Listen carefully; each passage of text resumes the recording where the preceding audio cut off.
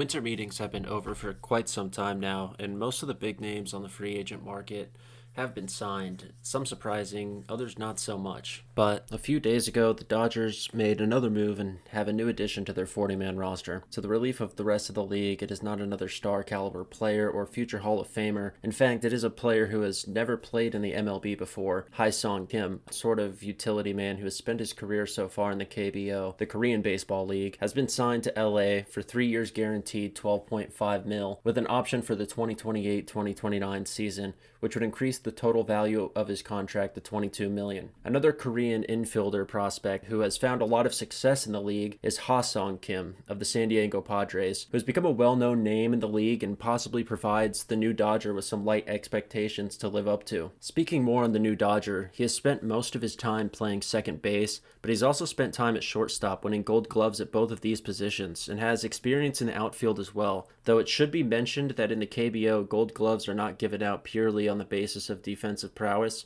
and his good batting average and on-base percentage numbers probably contributed to these awards as well, which basically just means that speculating about the quality of his glove is a little more difficult to do based on these awards. But the Dodgers really like to sign athletic utility men and have, like Kike Hernandez, Chris Taylor, and their NLCS MVP from this last season's World Series run, Tommy Edman. While Chris Taylor had a down year with his bat last year, and that's putting it very kindly, these signings seem to complement their roster very well and give them a lot of depth and flexibility. I personally expect Kim to be another useful addition in a similar way. Apart from his rookie season in 2017, in which he only had 16 at-bats, he has finished in the top 10 in the league for steals every year. His speed can be further demonstrated in the fact that since 2018 he has only missed out on being in the top 10 for triples once. And while he doesn't hit for power, in each of the last 3 years he has finished in the top 10 for batting average, and in the last 4 years he has finished in the top 10 for hits. Keeping in mind that this is the KBO and not nearly as competitive as the MLB or even other foreign leagues like the Japanese League, these numbers still stand to demonstrate why he is being signed and give us a better idea of what his strengths are as a player. Like I mentioned before, the current Padre Ha-Sung Kim has been a successful and impactful player in the league, and if we compare their KBO career numbers, we see that batting average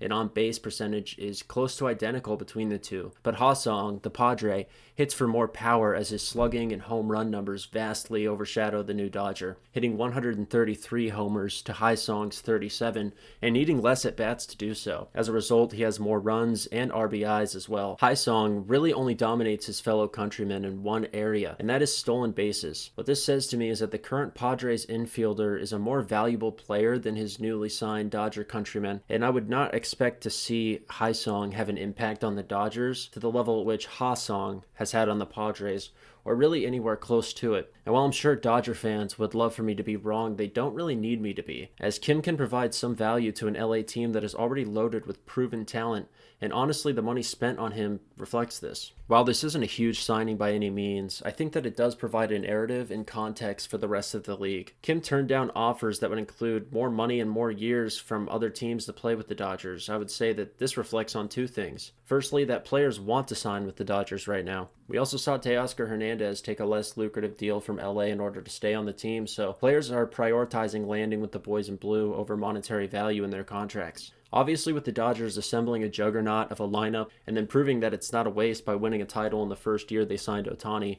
this isn't necessarily a surprise, but I think there are more reasons than just this. I watched Teoscar's press conference after he re-signed with the team, and he listed a few reasons why he chose the Dodgers over others, saying that the Dodgers are different. They think about everybody. Also saying that they give him the confidence that he doesn't get elsewhere and that they trust what he can give to the organization, saying that was one of the biggest things for him, calling the organization a family. And it's not like the Dodgers are the only stacked lineup in the league currently or the only contender, meaning if a player wants to win more than they want to get paid, the Dodgers are not the only option. Kim was also being pursued by the Padres, and San Diego was the team that gave the Dodgers the most trouble this last October by a mile, most certainly considered both a rival and a series contender themselves, not to mention that his fellow countryman Ha-Sung Kim is on that team as well. What we know for sure is that the Mariners failed to make an offer lucrative enough for Kim to choose them over the Dodgers, even though they were interested, and this continues to reflect on the tight-walleted nature of Seattle. With the stacked pitching lineup that they currently have, they should be focused on bolstering their bats, but they've remained silent this winter, and this is is just another example of why fans should be expecting more from their front office. Although, to be completely fair, it's not like we know how much money it would have taken to get Kim to pick them over the Dodgers, and at a certain point, it would be a bad move to spend an excessive amount on a player who has never even played an MLB game. With the Dodgers' current lineup, I wouldn't expect Kim to be in the lineup every single day this upcoming season, but I would expect him to be used as the utility man he is, meaning he will see at-bats regularly and provide depth for this team. I think a lot of questions will be answered by the end of spring training. If the Dodgers re-sign Kike and refrain from trading their current second baseman Gavin Lux, I think that will result in less playing time for Kim, meaning that if we do see Kike Hernandez sign elsewhere and Gavin Lux traded,